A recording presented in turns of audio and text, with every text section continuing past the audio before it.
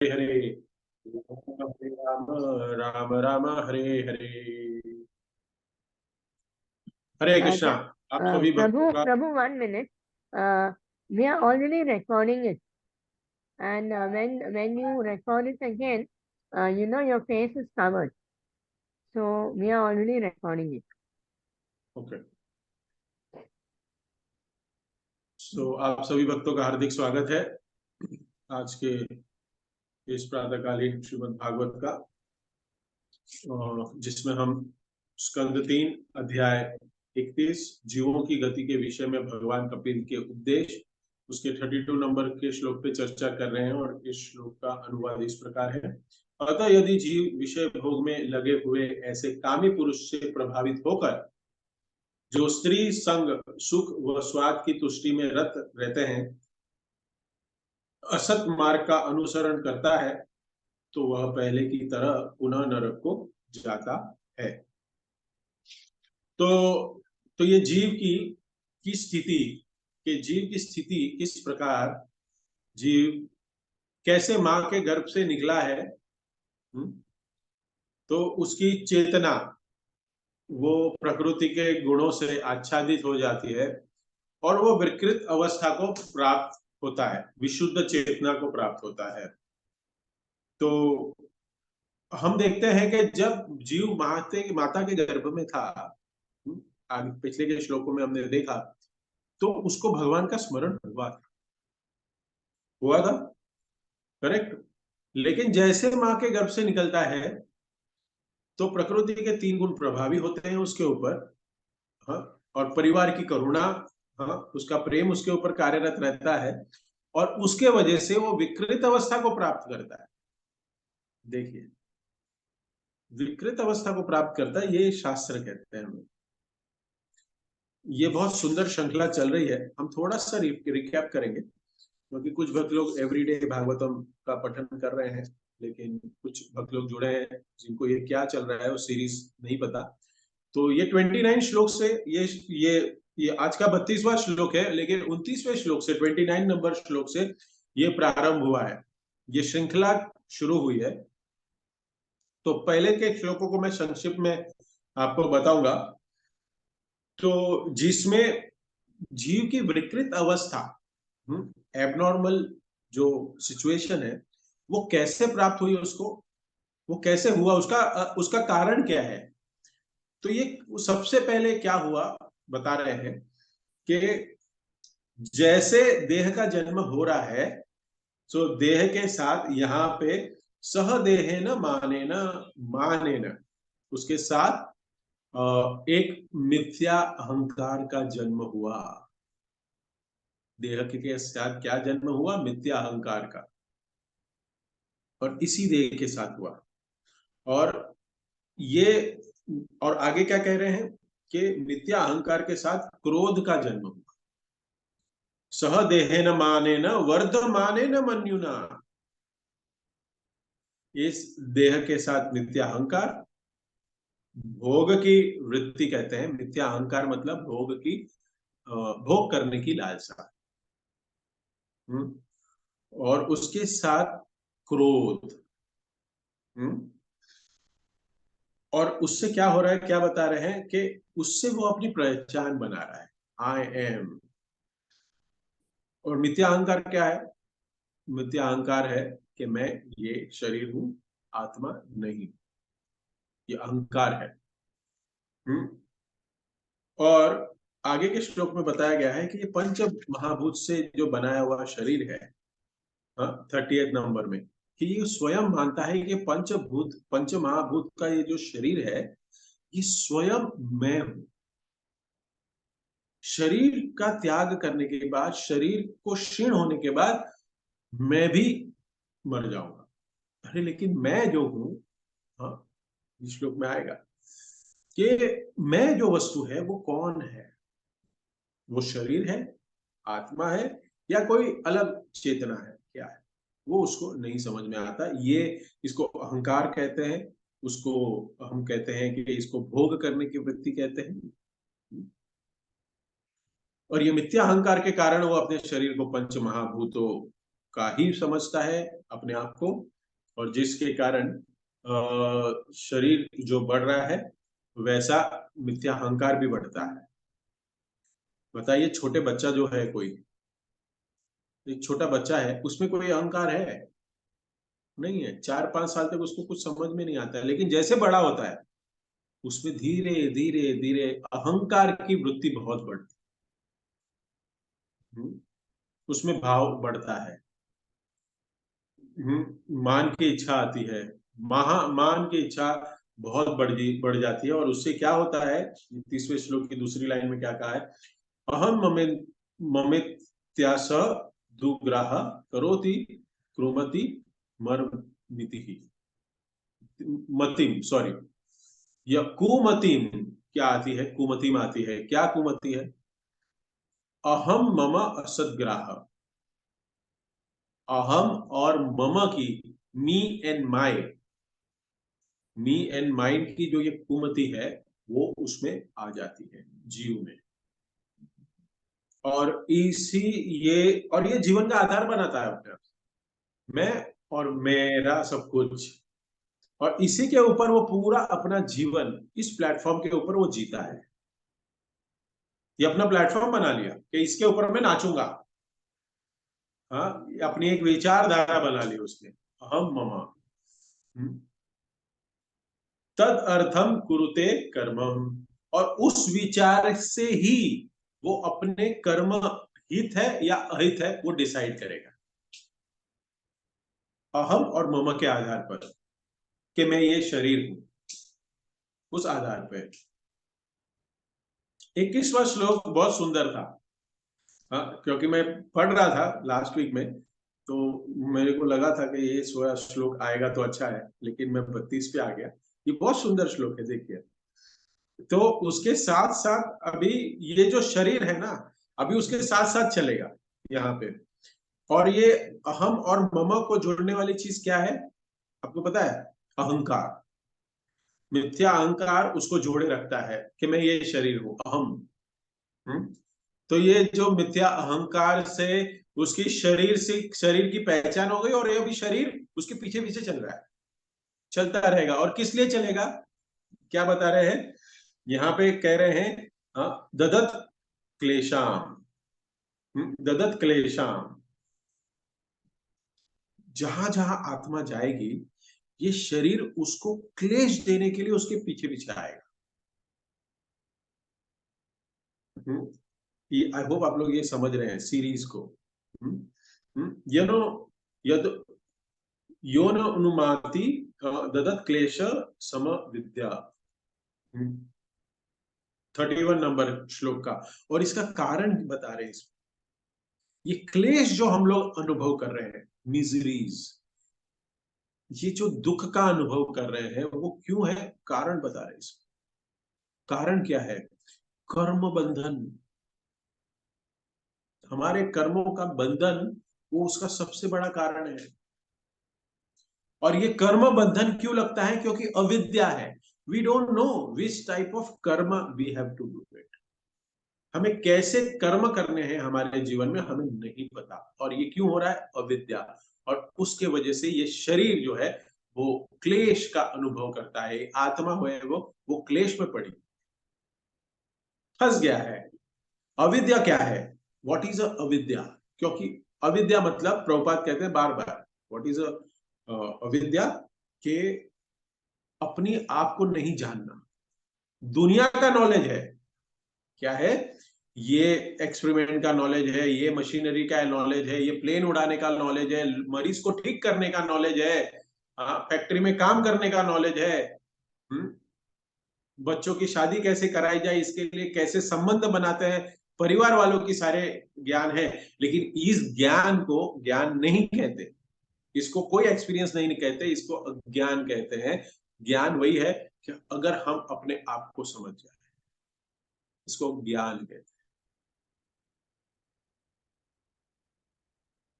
तो अपनी पहचान नहीं जानने से मिथ्या अहंकार में जीव जो है वो कर्म बंधन में फंसता है, ज्यादा से ज्यादा फंसते जाता है। और कर्म बंधन से क्या हुआ? कर्म बंधन होगा, समझिए, ये विज्ञान को। कर्म बंधन होगा तो वो शरीर से बंध गया, करेक्ट। अगर कर्म बंधन से बंधा है तो वो शरीर से बंध गया, क्योंकि कर्म बंधन का भोग लेने के लिए उसको दूसरा शरीर प्राप्त करना पड़ेगा, भगवान को देना ही पड़ेगा उनको। कर्म बंधन का अर्थ क्या है? कर्म बंधन क्यों कहते हैं? क्योंकि आत्मा इस शरीर में बंधी हुई है, इसलिए उसको कर्म बंधन कहते हैं। किससे बंध गया? जो आत्मा है वो अपने कर्म से बंध गई, और कर्म से बंधने के कारण उसको वो शरीर से बंधना पड़ा। क्या करना पड़ा? शरीर से बंधना पड़ा। और ये कर्म कहां से आए? ये कर्म आए अविद्या से। अविद्या में किए हुए कर्म हमें कर्म बंधन में बांधते हैं, और कर्म बंधन में जब हम बनते हैं तो हम इस शरीर रूपी इस घर में हम बंध जाते हैं। I hope you all got it. श्रृंखला है ये, कनेक्ट है ये। अब क्या होगा? संस्कृति, और से क्या होगा? श्रम स्मृति कह रहे हैं कि जन्म मृत्यु के चक्कर में ये भ्रमण करता रहेगा, घूमता रहेगा। इस तरीके से ये पूरी श्रृंखला है, कैसे जीव एक के बाद एक, एक के बाद एक, ये सब उसके साथ होती जा रही है। और ये सब चीजों को कराता कौन है? कौन कराता है? प्रकृति के 3 गुण और काल, टाइम, ये सब कराता है। आज का जो श्लोक है यहाँ पे बता रहे हैं कि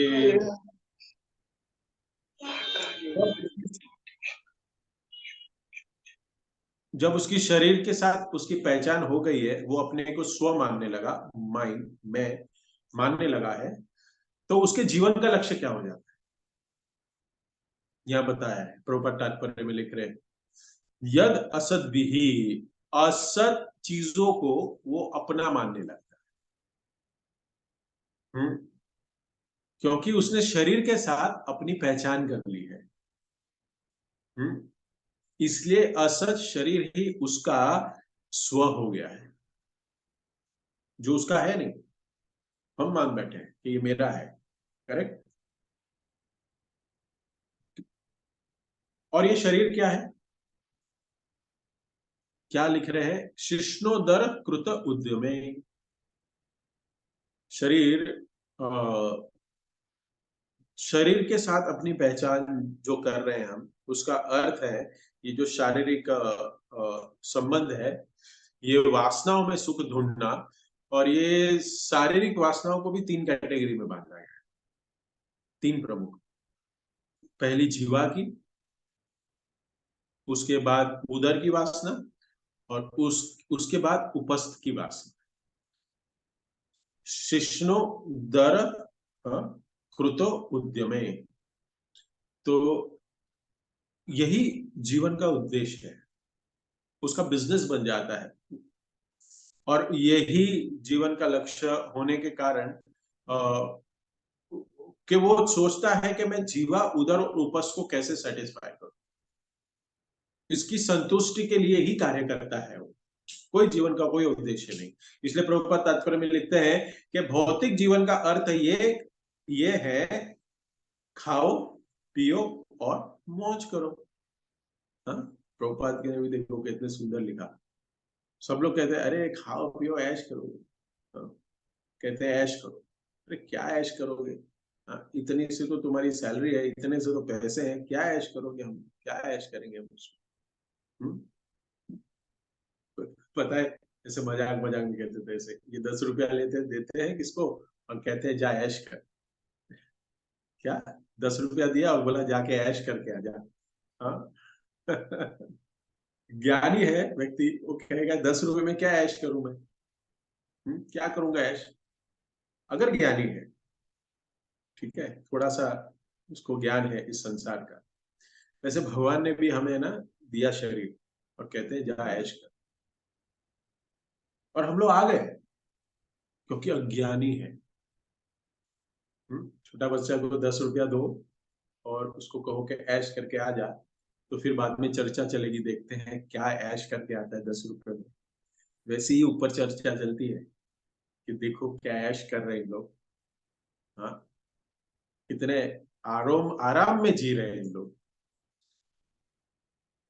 तो ये समझना है, ये देखो कितनी सुंदर श्रृंखला है ये श्रीमद् भागवतम का का निचोड़ है, रस, रस मलायम। ये ये कोई जाने और इसको अटेंटिवली कोई सुनता है ना, एज ए अटेंडेंस नहीं।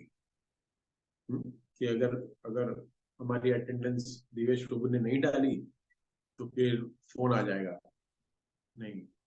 इससे सीरियस बनते हैं व्यक्ति ऐसे श्लोकों को पढ़ के कि अपनी शरीर की गति क्या होने, उड़ जाते हैं, ऐसे चौंक जाते हैं, ऐसे करंट लगता है ना, शॉक लगता है, तो आप लोग क्या सचेत हो जाते हैं, हम लोग सचेत हो जाते हैं ना, शॉक लगता है, नींद उड़ जाती है।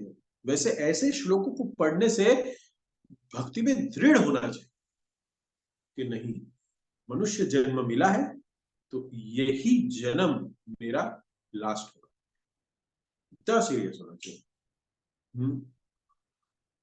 नहीं तो हम नहीं करेंगे ना, तो क्या होगा, इस श्लोक पे बताया गया है, जैसे प्रभुपाद तात्पर्य लिखते हैं कि वो अंध तामिश्र नरकों में पुनः पुनः जाएगा और ये चक्र चलता रहेगा। तो ये सारे जो वेग है, यहाँ पे जो वर्णन हुआ है शिष्णोदर कृतोद्यमे, ये एक वेग है, ये शरीर का वेग है। कुछ वेग जो होते हैं, कुछ वेग को पूर्ण करना आवश्यक है और कुछ वेग को संयम करना आवश्यक है। शरीर के कुछ वेग हैं, कार्य है जिसको करना आवश्यक है, यू कैन नॉट अवॉइड। अगर उसको हम अवॉइड करेंगे, नहीं करेंगे, तो शरीर बीमार पड़ जाएगा। जैसे करना क्या जरूरी है, जैसे हम पेशाब मल मूत्र जो हमारा हम कफ है जो निकलता है, ये सारे वेग है, तो ये शरीर से बाहर निकालना ये शरीर की जरूरत है, इसको त्यागना आवश्यक है। नहीं तो कोई कहेगा देखो इसने मूत्र त्याग दिया, मल त्याग दिया और कफ त्याग दिया, पित्त त्याग दिया, तो वो जरूरी है। हाँ? वो त्यागने में उसकी आसक्ति नहीं, वो शरीर की रिक्वायरमेंट है, नहीं तो शरीर हानिकारक हो जाएगा हमें। और ऐसे वेगों को त्याग करना जरूरी है, और ऐसे कुछ वेग है जिसको संयम करना जरूरी है। वो क्या है वेग? वाचो वेगम, मनसा क्रोध वेगम, जिह्वा वेगम, उदर वेगम, उदर पस्त वेगम। इसको कंट्रोल करने से क्या करना चाहिए? कंट्रोल करने से रूप गोस्वामी क्या बताते हैं उपदेशामृत में? एतान वेगान विषहेत धीरा, सर्वाम अपीमाम पृथ्वी सशिष्या। जो इन 3 वेगों को कंट्रोल कर चुका है व्यक्ति, अगर वो वेग को संयम प्राप्त कर लेता है तो वो धीर पुरुष कहलाता है। एतान वेगान विषहेत धीर, वो धीर हो जाता है, और वो धीर होने के बाद पूरी पृथ्वी में वो शिष्य बनाने के लिए योग्य बन जाता है। उसमें इतनी शक्ति बढ़ जाती है क्योंकि सारी शक्तियों को संग्रह करता है, उसकी सारी शक्तियां संग्रहित हो सकती है। जिसकी इंद्रिया संयम में नहीं है ना, उसकी इंद्रिया संयम में नहीं है, उसकी शक्तियां क्षीण होते रहती, डिस्ट्रीब्यूटेड है। तो यहाँ पे जो हम देख रहे हैं कि सबसे पहले शिष्णोदर के विशेष रूप से चर्चा हो रही है, उसकी जो शुरुआत कहाँ से होती है? ये दोनों वेग की जो शुरुआत है वो जीवा से होती है। जीवा, प्रभुपाद बताते हैं कि ये जीवा, उदर और उपस्थ, वो एक श्रृंखला में, एक लाइन में है, और तीनों एक दूसरे से साथ कनेक्ट है, और उसकी शुरुआत जीवा से होती है। अगर कोई व्यक्ति जीवा पे संयम कर ले तो क्या होगा? वो बाकी इंद्रियों पे सुलभ ढंग से कंट्रोल कर सकता है, इंद्रियों को सुलभ ढंग से।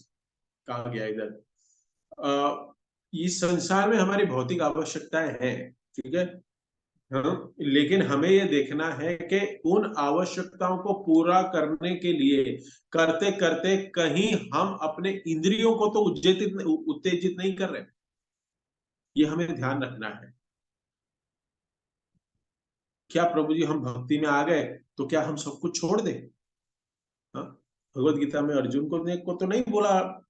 हाँ, भगवान श्री कृष्ण ने छोड़ने के लिए। तो आप क्यों कह रहे हैं सब कुछ छोड़ने के लिए?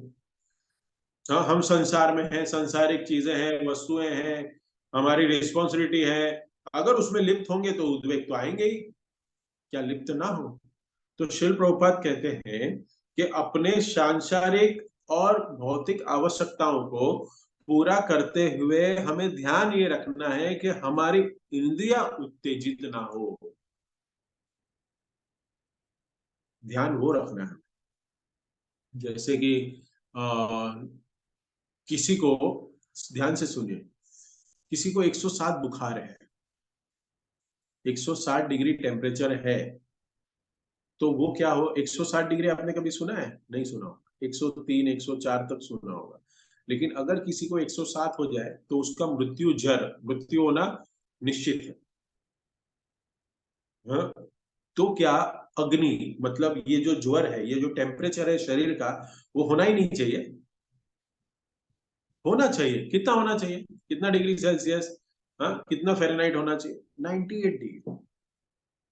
हाँ, तो उतना जो उष्णता है शरीर के लिए, वो जरूरी है, उतना ठीक है, वो होना चाहिए।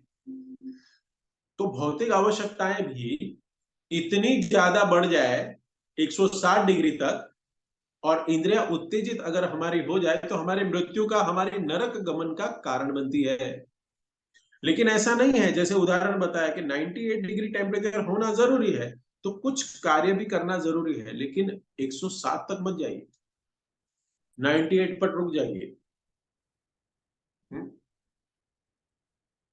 हाँ, भगवान भगवत गीता में कहते हैं 6.17 में, युक्त आहार विहारस्य युक्त चेष्टस्ट कर्मसु। इस श्लोक में कहते हैं कि हर चीज को युक्त रूप से करना है, नियमित रूप से, आवश्यकता है उतना ही। तो योग का मार्ग कहते हैं ये कि बैलेंस करना वो भी एक योग है। हम्म इसमें हम देखते हैं कि पूर्ण रूप से विरक्ति या संन्यास, हाँ, अर्जुन भगवत गीता में पूछते हैं कि क्या मुझे संन्यास लेना है?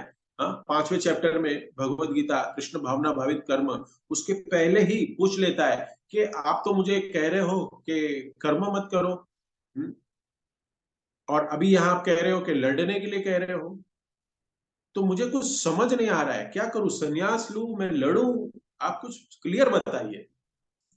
निश्चितम, ये शब्द यूज करता है अर्जुन, निश्चित। मुझे, मेरे लिए क्या सही है वो मुझे निश्चित करके बताइए।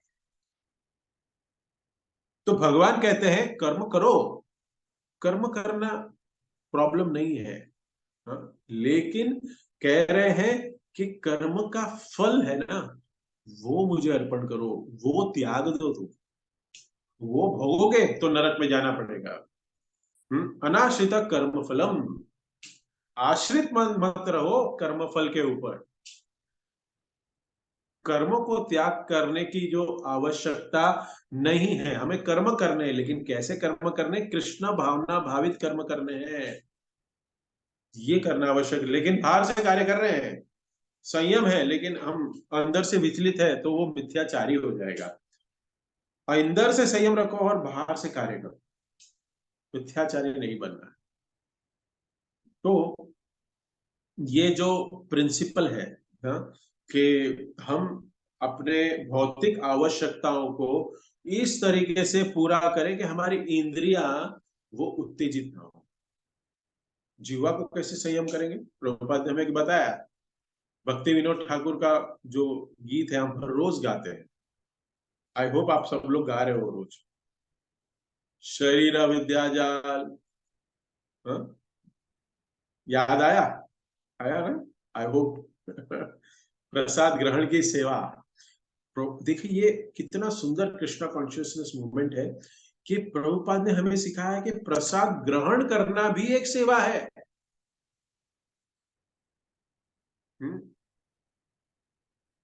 और इंद्रियों का स्वभाव क्या है बताइए? इंद्रियों का स्वभाव जीवे फेले विषया सागरे, वो विषय के पीछे भागेंगे इंद्रिया। और फिर आगे क्या कहते हैं? जो जीव है, जो इंद्रिया है, वो विषय वस्तु के पीछे भागेंगे। गा रहे हैं ना हम लोग, प्रकृति के पीछे भागेगी। लेकिन करना क्या है? इसको संयम करने के लिए प्रसाद ग्रहण करना है। स्व प्रसाद न दिलो भाई, से ही अन्न पाओ। ये हमें भगवान ने प्रसाद दिया है, प्रसाद खा के हम इंद्रियों को संयम कर सकते हैं। अभी प्रसाद में भी भोग की वृत्ति आ सकती है, मैं लेकिन वो डिटेल में नहीं जा सकता।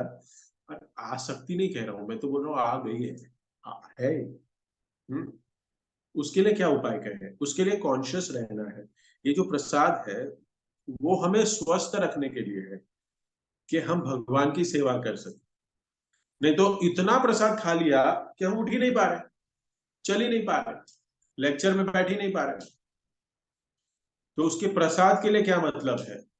इसलिए हमें स्वस्थ रहना है और भगवान की सेवा रह करें। जैसे मैंने श्रृंखला बताई ना, किसकी श्रृंखला बताई? कि वो इस जन्म मृत्यु जरा व्याधि के चक्कर में जीव कैसे पड़ा। तो 29 श्लोक में हमने देखा क्या कह रहे हैं कपिल देव, कि वो मिथ्या अहंकार उसका बढ़ रहा है, मिथ्या अहंकार का जन्म हुआ उसके साथ, जिसके वजह से सारे श्रृंखला। वही हमारी जो चेतना है विशुद्ध क्यों है? क्योंकि हमारा खान पान जो है, हमारे खाने की जो क्रिया है, जो सेवा है, वो हम ठीक से नहीं कर रहे, प्रसाद ग्रहण नहीं ठीक से कर रहे। श्री प्रभुपाद पूना में अपने लाइफ मेंबर के घर पे गए थे, नाम नहीं कहूंगा, नाम भी मुझे पता है, नाम नहीं कहूंगा। तो वो सारे अपने शिष्यों के साथ गए थे, बहुत अच्छा फीस्ट प्रसाद दिया। क्योंकि जब कोई सन्यासी आता है और ऐश्वर्य है जिस व्यक्ति के पास, तो उसका मन इतना होता है। और इंडिया में ये कल्चर तो है ही, ये बात कर रहा हूँ 1972 की, कि वो अपने जो साधु आए हैं, श्री प्रभुपाद आए हैं, तो उनको बहुत अच्छे से व्यंजन बनाए गए, और प्रभुपाद जी ने कुछ हल्का ग्रहण किया। और ये मेरे साथ बहुत अच्छे से कनेक्ट होता है, क्योंकि गुरु महाराज की सेवा करते हैं तो उनकी प्लेट बहुत सिंपल आती है, वो वही खाते हैं। लेकिन हम कहीं अलग अलग टेम्पल में जाते हैं तो कोई भक्त चाहता है कि सेवकों की सेवा करें, दासानुदास भाव, तो सेवकों के लिए कुछ अलग से लाता है और उसका फिर भोग करते हैं। उसका भोग करते हैं। लेकिन यहाँ पे भी वही हुआ, प्रभुपाद ने अपना बहुत ही सिंपल प्रसाद लिया, भोजन लिया, हाँ, और प्रसाद लिया, और बहुत कुछ आइटम ऑपुलेंटली बनी थी, तो सारे भक्तों ने दबा के खाया, हाँ, अपने उदर की और जीवा की सेवा की। और क्या हुआ कि नेक्स्ट डे मंगला आरती में श्रील प्रभुपाद आ गए। मतलब वो घर के अंदर, घर बहुत बंगलो था वो, तो उन्होंने डिसाइड किया था, प्रभुपाद ने कहा था कि कल सुबह का मॉर्निंग प्रोग्राम इस हॉल में हम करेंगे, यहाँ पे हम, यहाँ पे पूजा, यहाँ पे भगवान का भी फोटो है, तो यहाँ पे हम मंगलारती के लिए इकट्ठा होंगे, और अभी सो जाओ सब लोग। तो प्रभुपाद ही आया है और भक्त लोग तो खराटे मार रहे हैं, कोई है ही नहीं, प्रभुपाद एकदम सरप्राइज्ड।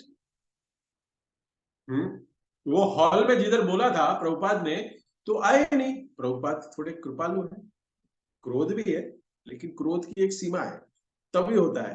प्रभुपाद को लगा ये लोग शायद भूल गए कमरा, तो प्रभुपाद दूसरे कमरों में ढूंढ रहे हैं इनको, कहाँ है। तो जहां कमरे में सोए हैं उस कमरे में चले गए, और सब लेटे हुए हैं और खराटे मार रहे हैं।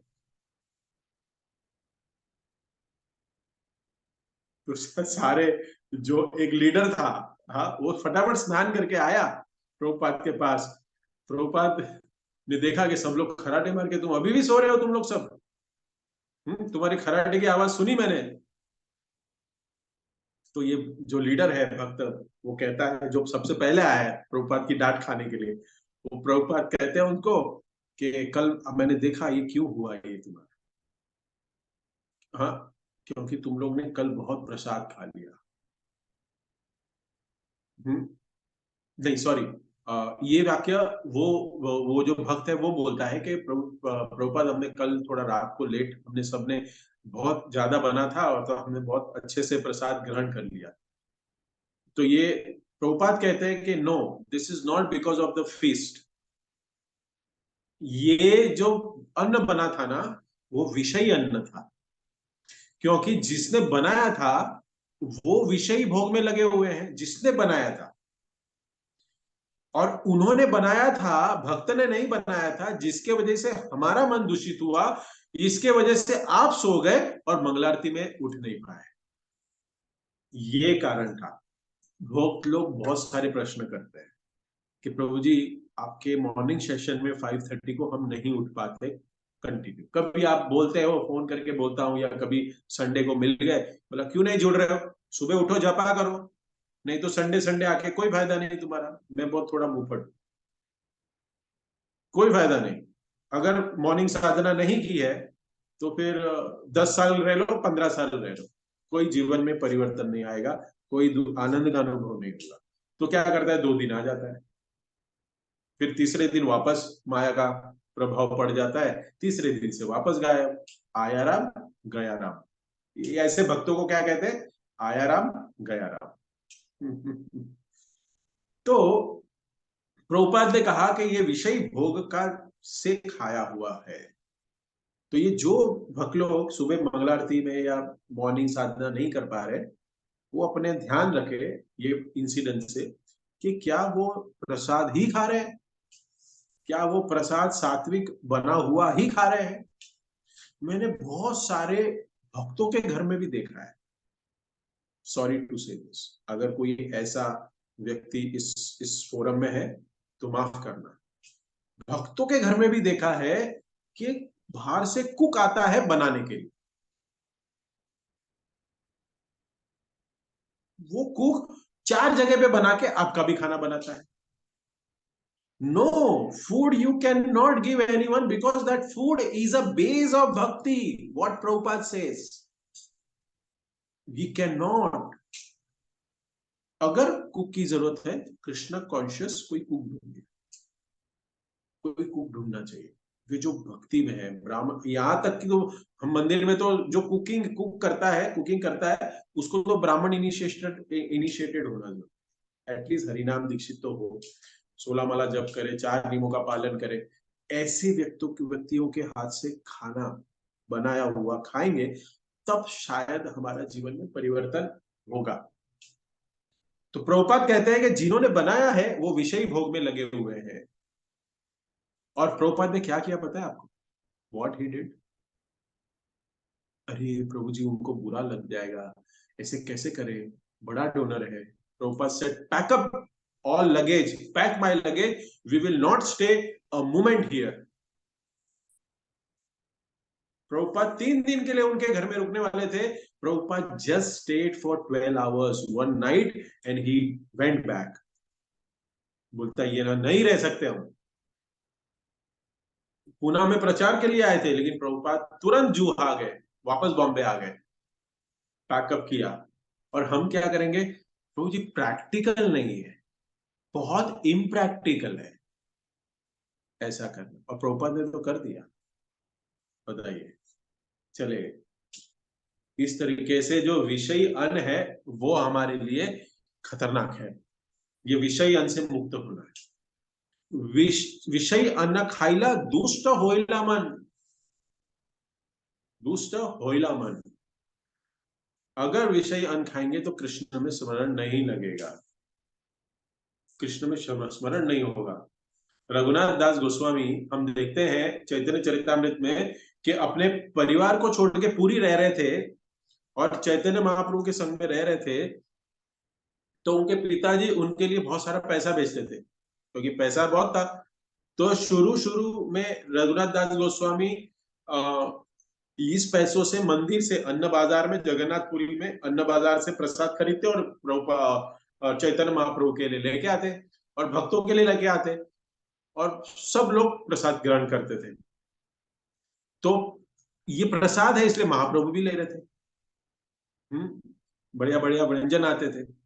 हाँ, बाद में ऐसा हुआ कि रघुनाथ दास गोस्वामी को ये चेतना, ये अंदर से प्रेरणा आई कि ये पिताजी के पैसे है ना, ये भोग करना, पिताजी के पैसों से यह प्रसाद खरीदना, क्योंकि ये जो पैसा आया है, ये जो पैसा है वो गलत तरीके से आया है, ये विषयी पैसा है। तो वो पैसा लेना बंद कर दिया अपने पिताजी से, और जगन्नाथ मंदिर के बाहर वो भीख मांगने लगे, सिंहद्वार के बाहर।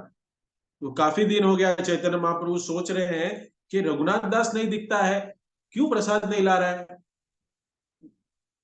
क्या हो गया, क्यों नहीं हुआ। तो अपने सेवक से पूछा कि रघुनाथ दास प्रसाद क्यों नहीं ला रहे हैं। स्वरूप दामोदर से पूछा, स्वरूप दामोदर कहा कि स्वरूप, ये प्रसाद क्यों नहीं ला रहा है, रघुनाथ दिख नहीं रहा है, कहाँ है वो। तो स्वरूप दामोदर ने कहा कि अभी रघुनाथ सिंह द्वार के सामने खड़े होके भीख मांगता है, अपने पैसे से पिताजी से लेना बंद कर दिया, अपने पैसा जो पिताजी से आता था वो लेना बंद कर दिया।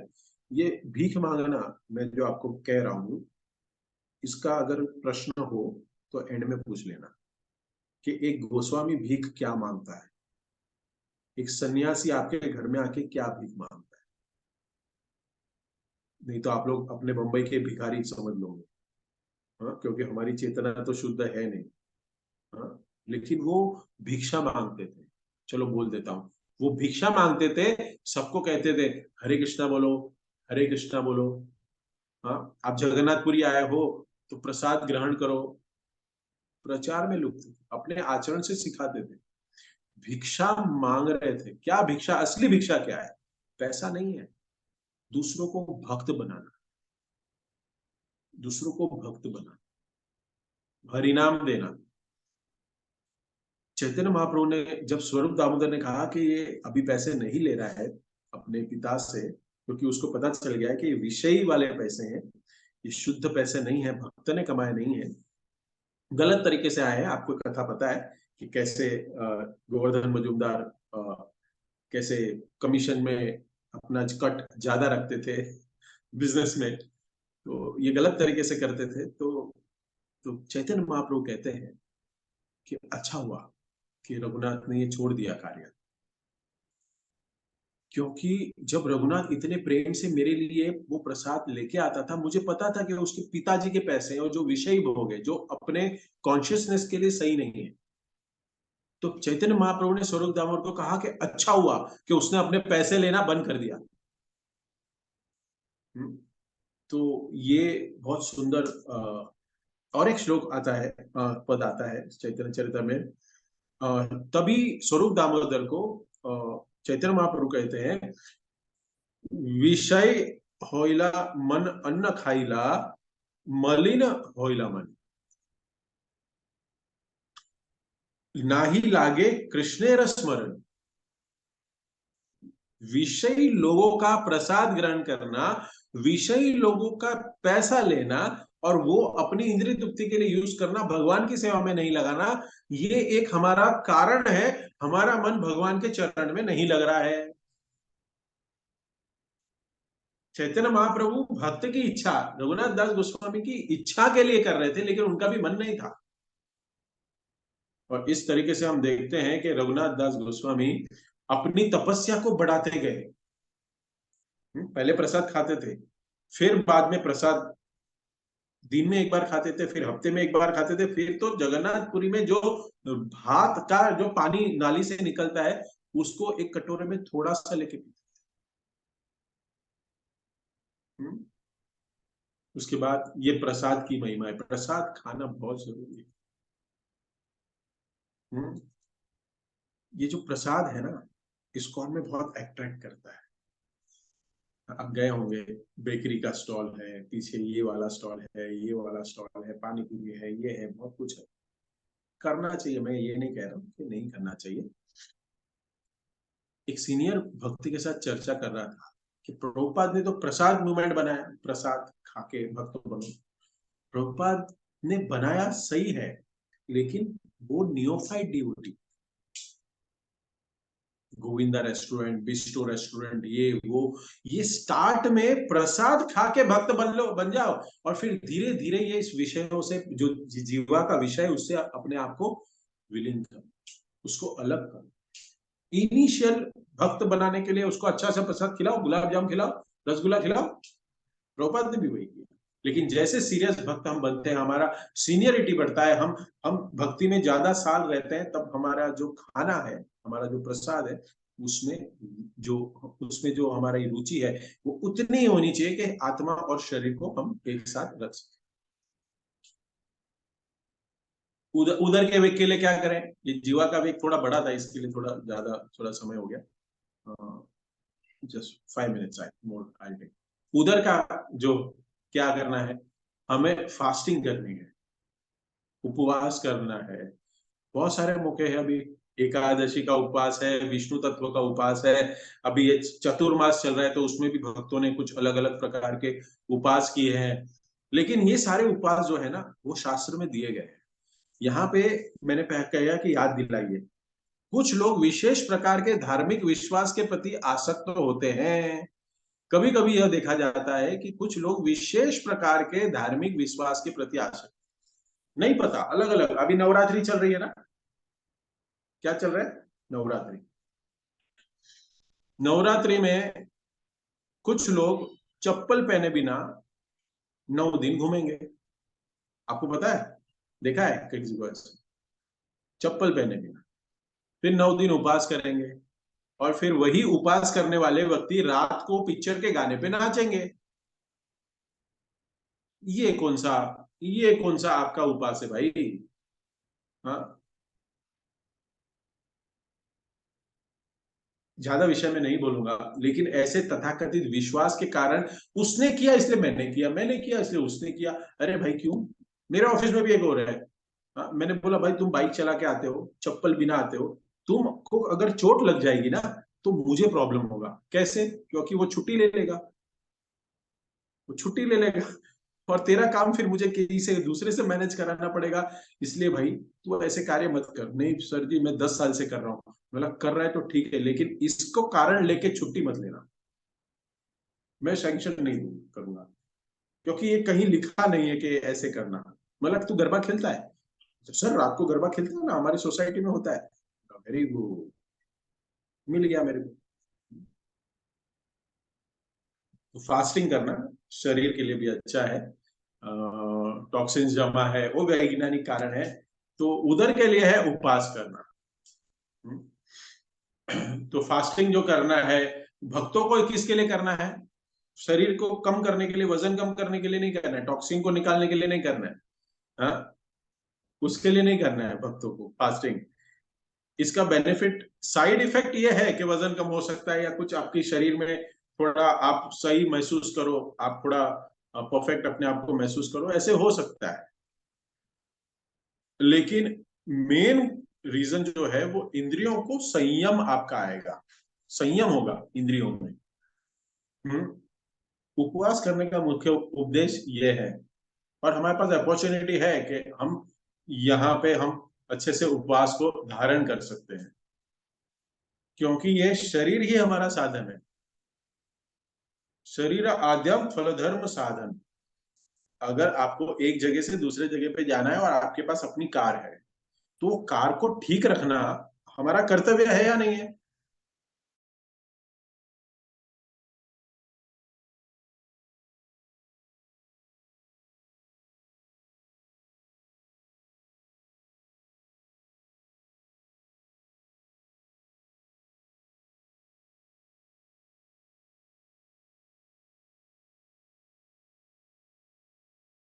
उसको सजा रहे हैं बहुत कुछ, जो चीज की जरूरत नहीं है, वही हमारे इसके साथ हो रहा है, शरीर के साथ।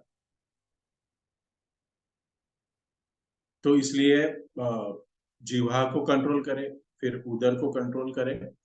हाँ, और इससे ज्यादा अटैच ना हो हमारे, और इसको निग्लेक्ट भी ना, कंट्रोल में रखें।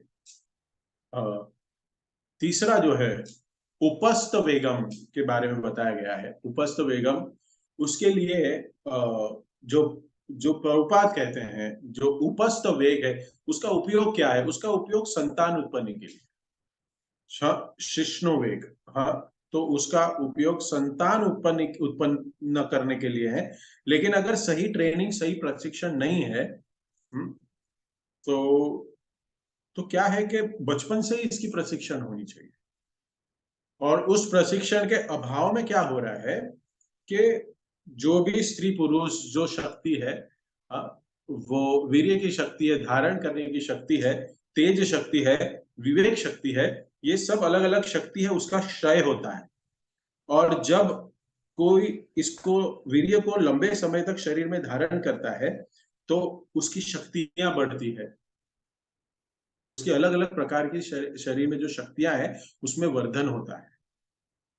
तो ये जो उपस्थ है, जो प्रभुपाद कहते हैं कि इसको हम तभी उपयोग में लाए जब हमें एक कृष्ण कॉन्शियस भक्त, एक बेटा या बेटी को प्राप्त करने की इच्छा हो, ना ही विषय भोग, इंद्रियों को तृप्त करने की इच्छा हो। अभी प्रॉब्लम क्या है कि ब्रह्मचर्य ट्रेनिंग ही नहीं है, ब्रह्मचर्य रहने की ट्रेनिंग ही नहीं है। ये कठिन परिस्थिति है अभी इस संसार में। हाँ? और दूसरी समझने की चीज ये है कि इसका वास्तविक रूप क्या है। ये भौतिक जगत प्रतिबिंब है ये अलग अलग वेग का। ओरिजिनल अट्रैक्शन जो है वो राधा रानी और कृष्ण में है, लेकिन वो वहां पे काम वासना नहीं है, वहां सेवा भाव है, वहां सेवा का भाव ज्यादा है। लेकिन उसका प्रतिबिंब ये है, ये भौतिक जगत उसका प्रतिबिंब है। और प्रतिबिंब जब है तब ये, जब ये शरीर, ये जो भौतिक जगत में ये जो काम आता है वो वास्तव में कन्वर्ट हो जाता है, उसमें सेवा नहीं रहती। हाँ, इसलिए तो हम देख रहे हैं ना, कोई आज कपल्स जो है, हस्बैंड वाइफ, वो ज्यादा एक दूसरे के साथ रह नहीं सकते क्योंकि सेवा करनी है एक दूसरे की। वो पंडित जी शादी में समझाता ही नहीं है, ऐसे श्लोक बोलता है जो किसी को समझ में ही ना आए। तो भगवान के प्रति प्रेम लीलाएं हैं, वो सेवा की लीलाएं हैं। हाँ, तो यहाँ पे हम समझ सकते हैं कि हम अपनी सारी जो एक लाइन में जीवा, उदर और उपस्थ की जो जो विषय है उसको उसको कंट्रोल में इसको यूज करें, भगवान की सेवा में यूज करें। और सबसे इंपॉर्टेंट यहाँ बताया कि यदि जीव विषय भोग में लगे हुए ऐसे कामी पुरुषों से प्रभावित होकर, अगर हमारा एसोसिएशन भौतिकवादी लोगों से ज्यादा है, हम उनसे ज्यादा इन्फ्लुएंस्ड है, तो हमारी भक्ति में प्रगति नहीं हो पाई, नहीं हो पाई। तो ये बहुत सुंदर श्लोक चल रहे हैं जिसमें वह बता रहे हैं कि जीव कैसे फंसा हुआ है। हाँ, अगर कोई व्यक्ति जेल में गया है तो उस जेल में जाने का कोई कारण होता है। कोई पूछेगा ना, आप क्यों आए हो यहाँ पे, आपने क्या गुनाह किया है कि आप यहाँ हो। तो ये मेरा प्रश्न है आपसे, आप बताइए मुझे कि हमने क्या गुनाह किया है कि हम यहाँ आए। हम क्यों इस संसार में विषय भोग के पीछे जाके हम लोग इसको भोग रहे हैं, और हम लोग इसको, हम यहाँ पे पीड़ा का अनुभव कर रहे हैं। So, आगे के श्लोक में बहुत अच्छे विषय आएंगे। और थैंक यू। कोई त्रुटि हो या कठोर शब्द का उपयोग हुआ हो तो क्षमा करिएगा। वाञ्छाकल्पतरुभ्यश्च कृपा सिन्धुभ्यः एव च पतितानां पावनेभ्यो वैष्णवेभ्यो नमो नमः। हरे कृष्ण।